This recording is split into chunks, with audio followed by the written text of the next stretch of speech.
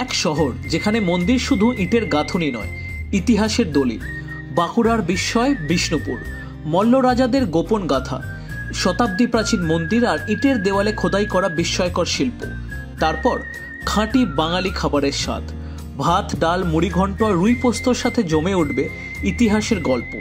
কিন্তু বিষ্ণুপুর শুধু মন্দির আর খাবার নয়, এখানে আছে শাঁখারি শিল্প, ইতিহাসের সাক্ষী দলমাদল কামান, লাল বাঁধের মন কাড়া দৃশ্য আর রাজার আমলের দশাবতার তাসের মায়া। এমন বিষ্ণুপুর আগে দেখেছেন কি? দেখতে থাকুন পুরো এপিসোড। আমি Nairit and welcome to a new episode of Khanabadosh series.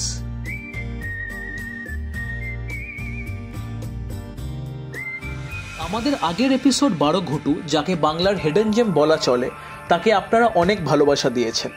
এই এপিসোডে 12 ঘুটু ছেড়ে আমরা রওনা দিলাম বিষ্ণুপুরের দিকে, প্রায় 2 ঘন্টার পথ। আপনারা সহজেই কলকাতা থেকে আরণ্যক বা রূপসী বাংলা ট্রেন ধরে ঘণ্টা 3 মধ্যে পৌঁছে যেতে পারেন বিষ্ণুপুরে। বিষ্ণুপুরে পৌঁছে আপনারা বিষ্ণুপুর ট্যুরিজম প্রপার্টিতে থাকতে পারেন, যা WPTDCL এর।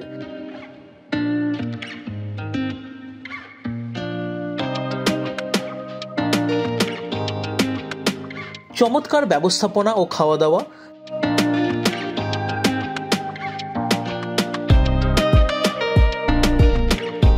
থাকার খরচ মোটামুটি 2400 থেকে 4200-র মধ্যে।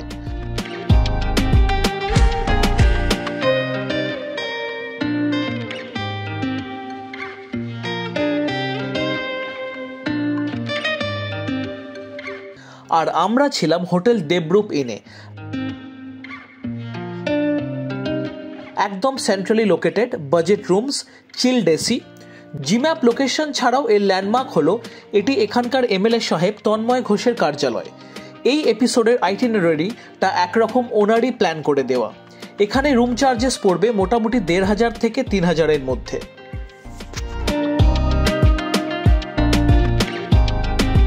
সকাল সকাল হোটেলের সামনেই রাস্তার ধারে 1 কাপ চা, ঘুগনি আর চপ দিয়ে দিন শুরু করলাম। বাঁকুড়াতে যদি যান, সকালে চপ মুড়ি ছাড়া অন্য কিছু দিয়ে প্লিজ ব্রেকফাস্ট করবেন না।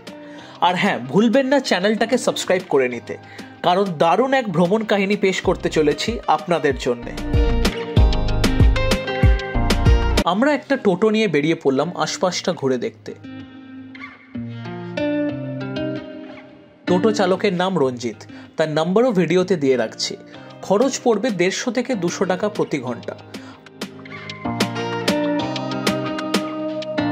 আমাদের এই টোটাল ট্রিপের খরচ পড়েছিল 800 টাকা মতো।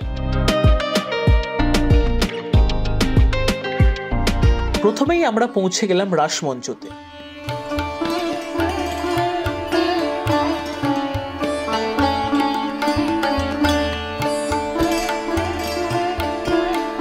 এখানে প্রবেশ মূল্য 25 টাকা, অনলাইনে 20 টাকা। আর এই একটি পাস আপনাকে 3টে মন্দির দেখতে সাহায্য করবে। এই মন্দিরটি এবং আগামী আরো 2টো মন্দির, যা আমরা এই ভিডিওতে দেখাবো।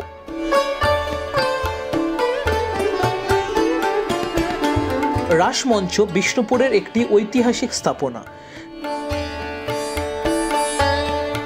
যা 1600 সালের দিকে মল্ল রাজাদের শাসনকালে তৈরি হয়। এটি ইটের তৈরি এবং সারা ভারত থেকে আসা দেবদেবীর মূর্তিগুলোর মহা সমারোহে প্রদর্শনের জন্য ব্যবহৃত হতো। এর স্থাপত্য শৈলীতে মুঘল, রাজস্থানী এবং বাংলা স্থাপত্যের মিশ্রণ দেখা যায়। চতুর্দিকে 3টি খিলান সহ মূল প্রবেশপথ রয়েছে। 1994 সালে এটি সংরক্ষিত স্মারক হিসেবে ঘোষিত হয়। জানিয়ে রাখি, এটি আর্কিওলজিক্যাল সার্ভে অফ ইন্ডিয়ার অধীনে। এখানে ভিডিও করার জন্য আপনাকে আগে থেকে কলকাতার অফিসে পারমিশন নিয়ে আসতে হবে। এরপর আমরা পৌঁছে যাই শ্যামরায় মন্দিরে।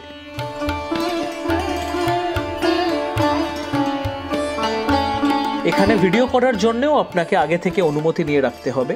এখানেও প্রয়োজন পড়বে এন্ট্রি পাসের, যেটা আমরা রাসমঞ্চতে কিনি।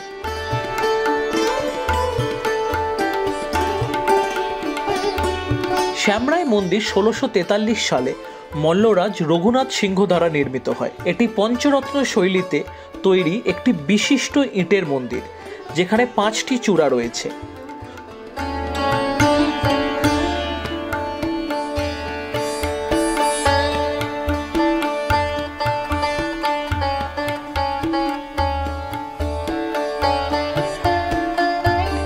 মন্দিরের দেওয়ালে সুন্দর টেরাকোটা শিল্পকর্ম খোদাই করা আছে, যেখানে পৌরাণিক কাহিনী, দেবদেবীদের মূর্তি ও সমকালীন জীবনের নানা চিত্র ফুটে উঠেছে।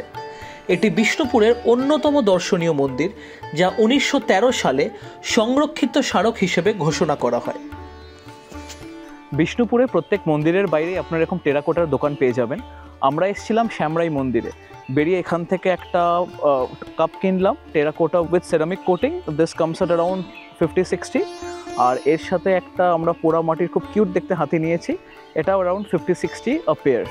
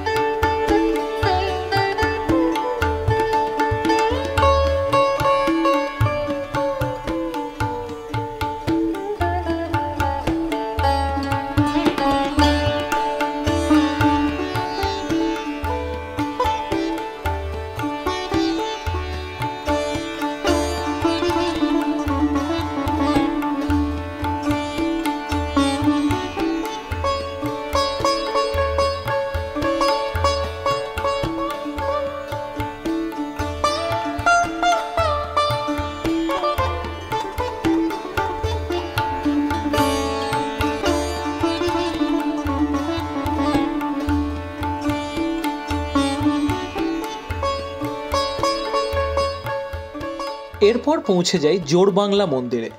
এখানেই শেষবার আপনার পাসের প্রয়োজন পড়বে। আর এখানেও ভিডিও নিয়ে একই পলিসি। আমি সব সময় চেষ্টা করি এই ছোট ইনফরমেশনগুলো আপনাদের কাছে তুলে ধরার জন্য, যাতে আপনাদের জার্নিটা একদম স্মুথ থাকে।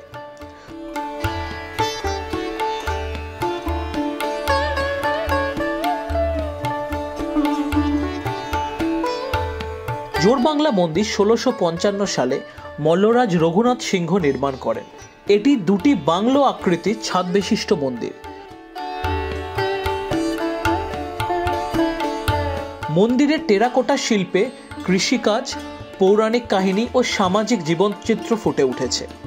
পূর্ব ও পশ্চিম দিকের দেওয়ালে টেরাকোটার নিখুঁত কাজ এই মন্দিরকে তার বিশেষত্ব দিয়েছে।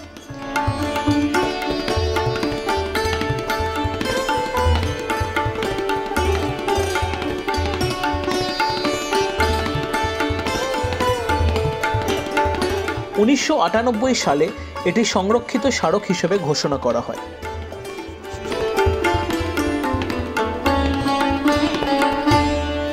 এরপর যাই রাধাশ্যাম মন্দিরে।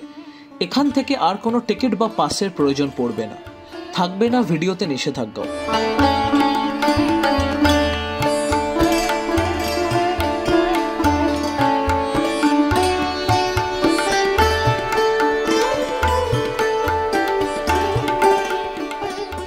(1758 সালে মল্লরাজ চৈতন্য সিংহ নির্মিত একরত্ন শৈলীর মন্দির। ল্যাটারাইট পাথরে তৈরি হলেও সুন্দর টেরাকোটা ও শঙ্খের কাজ রয়েছে। দেওয়ালে রামায়ণ, অনন্ত সায়ন বিষ্ণু ও রাধাকৃষ্ণের দৃশ্য খোদাই করা।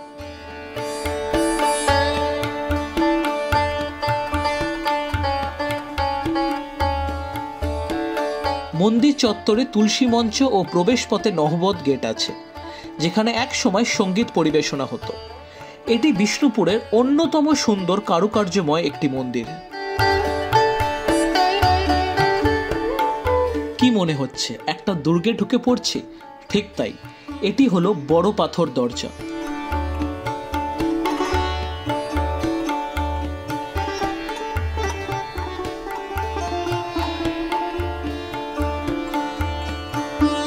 পাথর দরজা ছিল মল্ল রাজাদের দুর্গের প্রধান প্রবেশপথ, যেখানে সামরিক প্রতিরক্ষা ব্যবস্থা গড়ে তোলা হয়েছিল।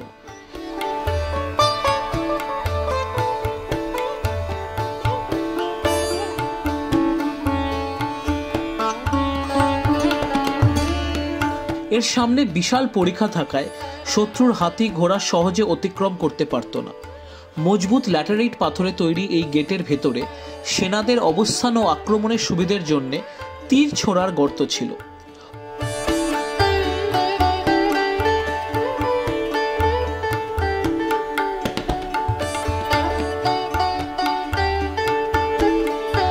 অনেকে মনে করেন এর নিচে একটি গোপন সুড়ঙ্গ পথ ছিল যা রাজবাড়ির সাথে সংযুক্ত।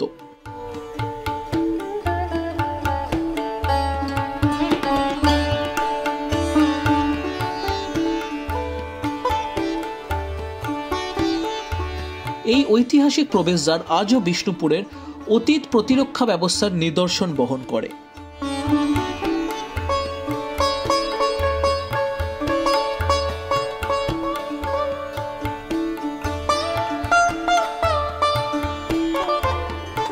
তো কেমন লাগছে বাংলাকে নতুনভাবে চিনতে? জানাবেন আমাদের কমেন্ট বক্সে। তবেই তো আমরা পাবো এগিয়ে যাওয়ার আরো অনেক অনুপ্রেরণা।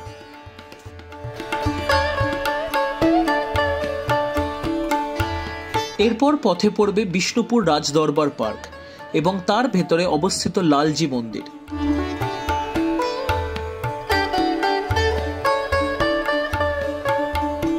লালজি মন্দিরের উঁচু পাঁচিল শব্দ প্রতিফলনের জন্য বানানো হয়েছিল, যাতে মন্ত্র ও গান দূর পর্যন্ত শোনা যায়।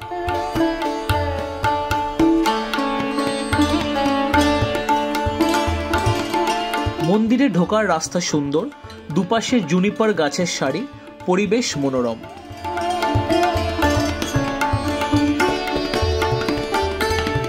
আমাদের পরের গন্তব্য মৃন্ময়ী মায়ের মন্দির। খুবই জাগ্রত মানা হয় এই মন্দিরকে।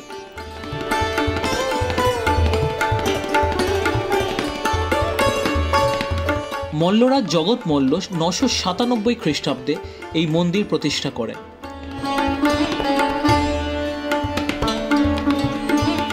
এটি বাংলার প্রাচীনতম দুর্গাপুজোর কেন্দ্র, যা 1000 বছরেরও বেশি সময় ধরে পালিত হচ্ছে। মৃন্ময়ী দেবীর মূর্তি গঙ্গা মাটির তৈরি এবং সারা বছর এখানে পূজিত হন।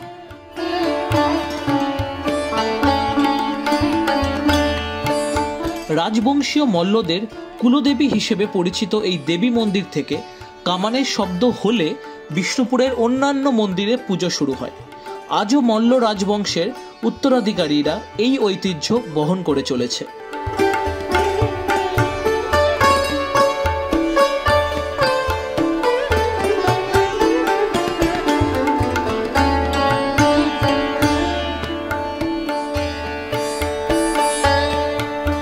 মৃন্ময়ী দুর্গা মন্দিরে এলাম। এই জায়গাটা খুবই ফেমাস এখানে, এবং এখানে একটা সেন্টার আছে যেখানে আপনি ডোকরা, টেরাকোটা, এমনকি স্টোন ডাস্টের জিনিসপত্র পাবেন। কয়েকটা ইন্টারেস্টিং জিনিস দেখাই। এই যে মূর্তিটা, এটার দাম পড়ছে জাস্ট 20 রুপিস, ঠিক আছে? এবং এখানে যে কটা বিখ্যাত মন্দির আছে তার মডেল আছে 30 রুপিস, সেট নিলে আর একটু কম পড়ে। আর এছাড়া এখানে 10 টাকারও দেখতে খুব সুন্দর জিনিস রয়েছে, যেটা আপনি গিফটিং পারপাস বা ঘর সাজাতে কাজে লাগাতে পারেন। এই যে ডোগরা শিল্পটা দেখছেন, এটা হচ্ছে তৈরি হয় কাঁসা, পিতল, তামা, তিনটে ধাতু দিয়ে তৈরি করা হয়, কিন্তু এরকম কোনো ডাইস নেই। এই জিনিসটা প্রথমে গালা, পিচ আর মোমের দড়ি দিয়ে এরকম অ্যাজেটিভ একটা জিনিস আগে বানানো হয়, সেটা কিন্তু হাতে বানানো হবে। সম্পূর্ণটা হাতে বানানোর পরে এটা কাঁচা মাটি দিয়ে পুরো ঢেকে দেওয়া হয়। উপরে একটা হোল থাকে, নিচে একটা হোল থাকে, দিয়ে পর সেই মাটির জিনিসটা, গোল আকারটা আগুনের মধ্যে ফেলে দেওয়া হয়। যেটা বানিয়েছিল সেটা গোলের নিচ দিকে বেরিয়ে যাবে। যে গ্যাপটা তৈরি হলো ভিতরে, এই উপরে যে মেটাল চেম্বার থাকে, ওই মেটালটা গলতে গলতে গলতে গলতে প্রচুর হিট পাওয়ার পরে এটা এসে এখানে কাভারেজটা করবে। ওই গ্যাপিংটা ফিলিং হয়ে যাওয়ার পরে ওটাকে আগুন থেকে বার করে ঠান্ডা করা হয়। ঠান্ডা করে ওটাকে মাটি থেকে ভেঙে এটাকে বার করা হয়। প্রথম যখন বার করা হয় তখন থাকে এই রকম কালারটা যদি আপনারা খুব পাশাপাশি দেখেন তাহলে দেখুন ডিফারেন্স আছে। এখন এই কালারটা প্রথম বেরোয়, এটা হচ্ছে তার দিয়ে ঘষে মেজে পরিষ্কার করে প্রথম আমরা এটা পাই। তারপরে এর উপরে আমরা এখানে একটা কেমিক্যাল পালিশ করছি। এই কেমিক্যাল পালিশ করলে কালোটা খুব কম হয়। এটা খুব ফেমাস, বাঁকুড়ার একটা রাষ্ট্রপতি পুরস্প্রাপ্ত শিল্পী, যুদ্ধ কর্মকার, উনি রাষ্ট্রপতি পুরস্কার পেয়েছিলেন। এটা হচ্ছে ডোগরা শিল্পের মেন লোগো বলতে পারেন। মানে প্রথম যখন আপনারা নেটে সার্চ করবেন দেখবেন এটা দিয়ে প্রথম শুরু করা হয়, এইটার পরেই দুর্গা বেশ কিছু দেখানো হয়। মানে বাঁকুড়া শিল্পীদের মেন জিনিস হচ্ছে এইটা হচ্ছে ট্রাইবেলদের মানে আদিবাসীদের একটা মডেল, জোড়া মডেল যেটা বলা হয় বন্যিত্রী, এটা খুব ফেমাস দৌড়ার জন্য।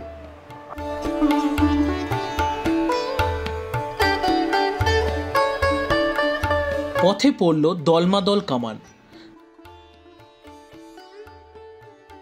দলমাদল কামান বিশাল আকৃতির এক ঐতিহাসিক কামান, যা মল্ল রাজাদের সামরিক শক্তির প্রতীক। লোহার তৈরি হলেও এতে কোনো মরচে পড়েনি। ওজন প্রায় 12 টন। কিংবদন্তি অনুসারে বর্গী আক্রমণের সময় স্বয়ং মদনমোহন দেব এই কামান চালিয়ে বিষ্ণুপুরকে রক্ষা করেছিলেন। ব্রিটিশ আমলের লালবাঁধের মধ্যে থেকে এটিকে উদ্ধার করা হয়। আজও এটি বিষ্ণুপুরের সাহসী ইতিহাসের নীরব সাক্ষী হয়ে দাঁড়িয়ে আছে।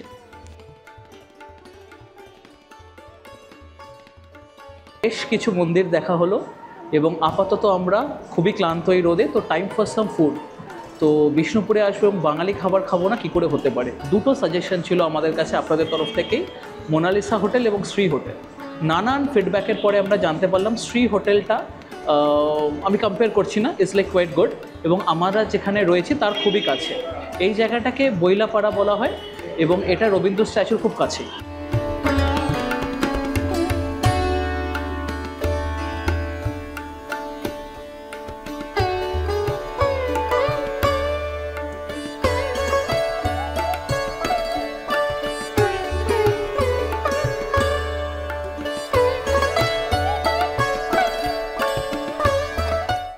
আমরা অর্ডার করে ফেলেছি হচ্ছে রুই পোস্ত থালি। এখানে ভেজ থালি চালু হয় 80 টাকা থেকে, মাছের থালি মোটামুটি 120, রুই পোস্ত হলো 130, চিকেন হলে 180, মাটন হলে 230, সবই 4 পিস করে থাকে, মাছ ডেফিনেটলি 1 পিস। এখানে ভাত আছে, ডাল আছে, 2 রকম সবজি আছে। 2 রকম সবজি বলা বলে, এক হচ্ছে মাছের মাথা দিয়ে মুড়ি ঘন্ট, আর একটা হচ্ছে কুমড়ো এবং পুঁই শাকের তরকারি। ভাত, ডাল, আলু ভাজা, পাঁপড়, প্লাস্টিক চাটনি, আর এর সাথে তো রুই পোস্ত রয়েছে। আলাদা করে আমরা অর্ডার করেছি হচ্ছে এই পোস্তর বড়া, যেটা 40 রুপিস আ পিস। প্রচণ্ড খিদে পেয়েছে, খাওয়া শুরু করব। আপনাদেরকে জানিয়ে দেবো যে দোকানের টাইমিং কী আছে, কবে কবে খোলা থাকে এবং আর কী কী অপশানস আপনারা পেতে পারেন এখানে।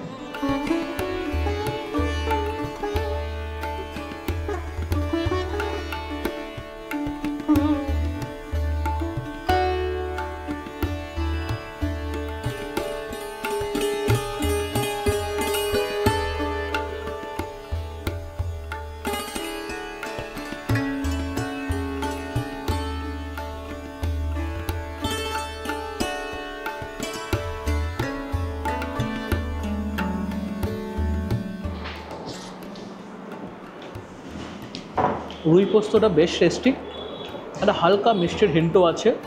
পোস্ত এবং সর্ষের তেলের স্বাদ খুবই প্রমিনেন্ট। যেটা ভাল লাগলো হচ্ছে দুটো সবজির মধ্যে একটা হচ্ছে মুড়ি ঘন্ট, যেটা আমরা খুব একটা পাই না। খাবারের টেস্ট একদমই ঘরোয়া, তেল গড়গড়ে নয়। চিকেনও পরে একবার নেওয়া হলো। মজার কথা, এখানে থালি সিস্টেমেও চিকেন বা মাটন 4 পিস থাকে, যেটা জেনারেলি আমরা অন্য জায়গায় 2-3 পিস পাই, এবং যা টেক্সচার আপনারা দেখে বুঝতে পারছেন। আর আমরা তো খেয়ে একেবারেই ফিদা।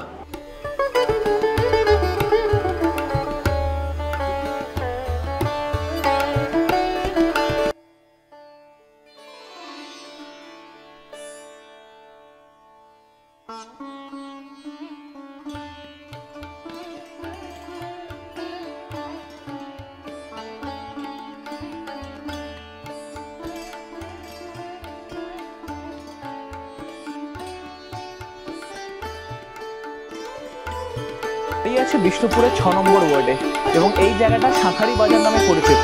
আপনারা দেখতেই পাচ্ছেন পেছনে শাঁখ কেটে এই শাখাগুলো তৈরি হচ্ছে।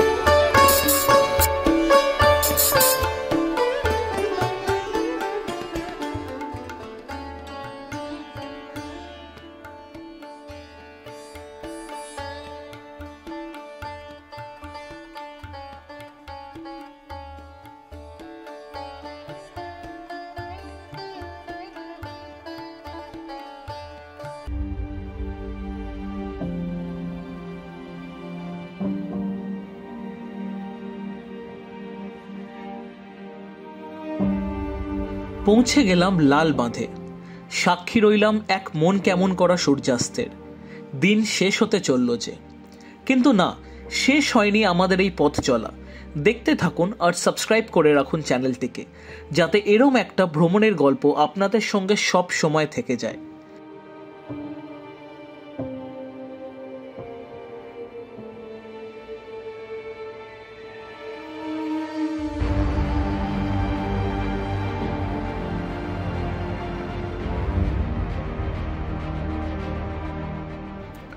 সতেরোশো শতকে রাজা রঘুনাথ সিংহ এই লাল বাঁধ খনন করান, যা বিষ্ণুপুরের 7টি ঐতিহাসিক বাঁধের মধ্যে অন্যতম।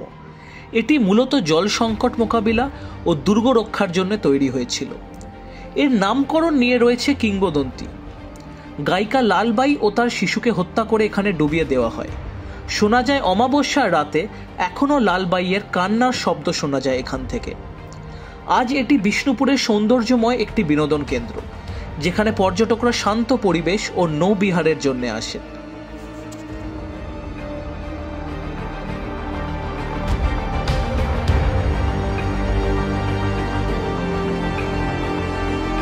এরপর সন্ধান দেব এক আশ্চর্য বস্তুর,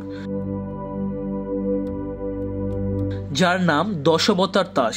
কিন্তু কি সেটা আমি বলবো না, আপনারা শুনবেন শিল্পীর নিজের মুখে। আর ততক্ষণে আপনারা সাবস্ক্রাইব করে রাখতে পারেন চ্যানেলটিকে, কারণ এরম ভ্রমণের গল্প আমাদের বাংলায় বিরল। নমস্কার, আমার নাম শীতল ফৌজদার। আমি একজন 10 অবতার তাসের শিল্পী।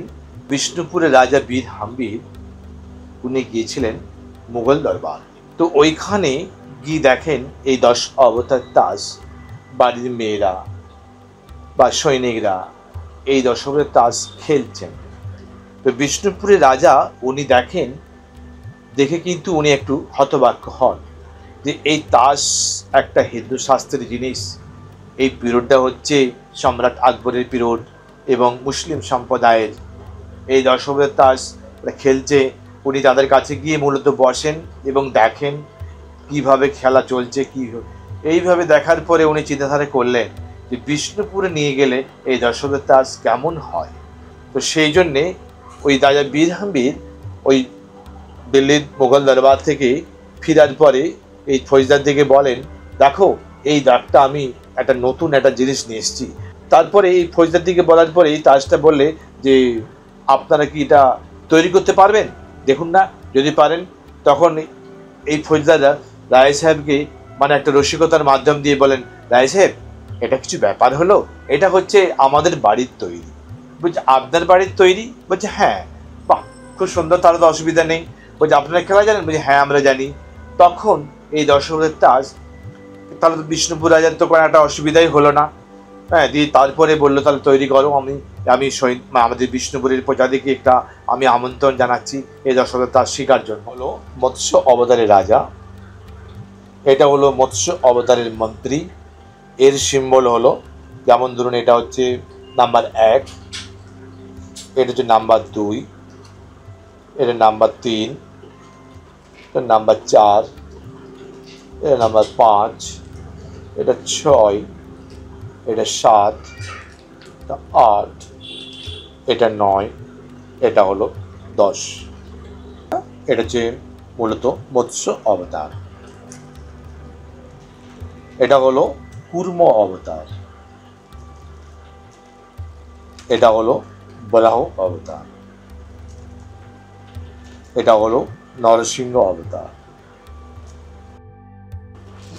এটা হলো বামন, 3টে পা, স্বর্গ মর্ত পাতাল। পরশুরাম, এটা রাম, এ বলরাম, এটা হলো জগন্নাথ, এর লাস্টে এটা হলো কলকি অবতার। আচ্ছা, 10 অবতার তাস তো দাম কিরকম পড়ছে? এটা হচ্ছে 4 ইঞ্চি ডায়ামিটার। আচ্ছা, এটা হচ্ছে যে আপনার 4000 টাকা দাম। আচ্ছা, আর এই পাশে এই ছোটটার দাম হচ্ছে 6000 টাকা। আচ্ছা, এটার দাম হচ্ছে আপনার 5000 টাকা। এটা বড় বলে? হ্যাঁ, এটার দাম হচ্ছে আপনার 7000 টাকা। এটা তো মোটামুটি 10টা সেট। 10টা 120 পিসের যদি সেট হয় তখন দাম হবে আপনার 20,000 টাকা থেকে শুরু করে 30,000 টাকা পর্যন্ত এখনো অবধি আছে আমার কাছে। অনেকক্ষণ ট্রাভেল করে বেজায় ক্ষুধার্ত ছিলাম আমরা। রঞ্জিত নিয়ে গেল এমন এক ফুচকার দোকানে যেখানে ঘুগনি বা আলুর দম ফুচকা এখনো 10 টাকায় পাওয়া যায়।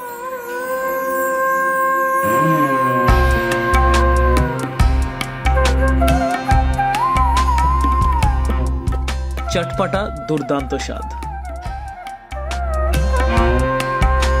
সন্ধে নেমে গেছে, এই সময় পৌঁছে গেলাম তাঁতিপাড়া।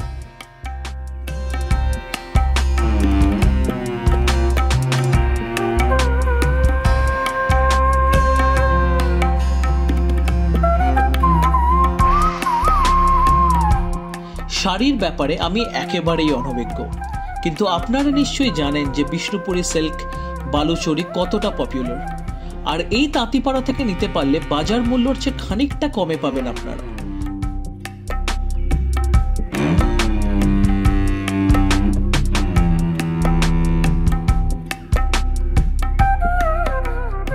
রঞ্জিত আমাকে কয়েকটা বাড়িতে নিয়ে গেল।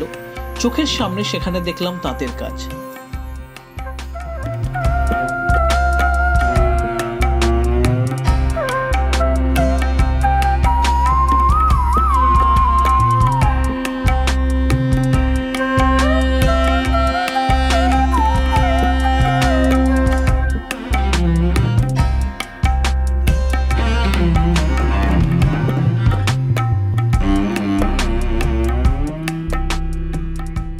আচ্ছা, আপনারা বিষ্ণুপুরে এসে কখনো বিষ্ণুপুরে সিল্ক কিনেছেন? কিনলে আমাদের কমেন্টে প্লিজ সেটা শেয়ার করবেন, যাতে আমাদের বাকি দর্শকও উপকৃত হয়।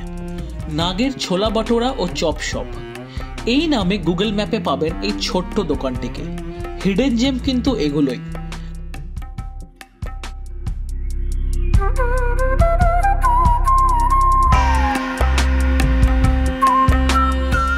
আমরা অর্ডার করে ফেললাম গরম গরম ভেজিটেবল চিকেন এবং ফিশ চপ। দাম 10 থেকে 20-র মধ্যে। কি বলেছিলাম এপিসোডের শুরুতে, বাঁকুড়াতে এসে চপ মুড়ি একদমই মিস করা যাবে না।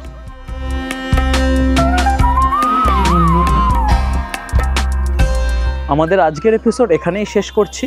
ভালো লেগে থাকলে প্লিজ ডু সাবস্ক্রাইব, এবং তার সঙ্গে সঙ্গে কোনো মন্তব্য থাকলে আমাদের কমেন্ট বক্সে ডেফিনেটলি জানাবেন।